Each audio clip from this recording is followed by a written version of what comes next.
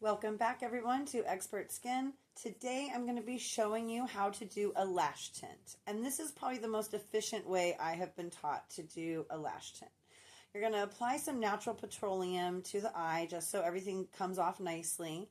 Then I'm going to put down 2 layers of eye pads. I use a sticky eye pad and then I use the paper eye pad.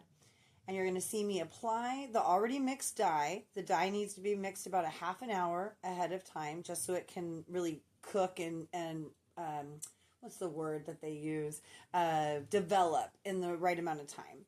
And you'll see me apply it, and then I'm going to clean up with wet Q-tips just to make sure I get everything off her eyelid.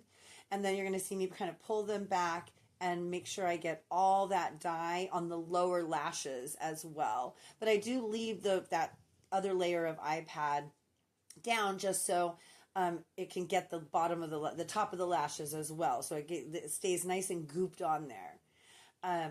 So I always go back in, I adjust it a little bit, make sure all the lashes are saturated with it, and then I let them wait. We let it wait, and then I'm going to clean up again. I don't like to leave any dye on their skin because that dye will last for hours. So if you mess up and you hit their nose or you hit their forehead or something, then you want to get it off immediately.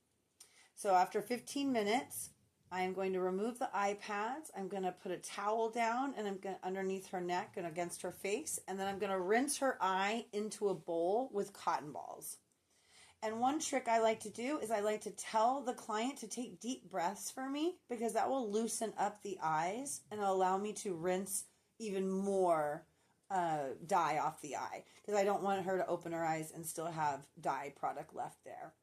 And then I'm going to repeat the same process, remove the under eye pads, and then rinse, rinse, rinse into that bowl. And I always check the cotton ball. I use 2 cotton balls, one a little bit cleaner I don't use to take off the excess. That way I can still see if there's any dye left on her eyes. Remember, you want to rinse, rinse, rinse really good and thoroughly because it can really burn and sting. I'm going to dry. I usually like to give them the towel so they can kind of blot their eyes as well because I can't really push as hard as they can on their eyes, you know, so she's going to blot her eyes.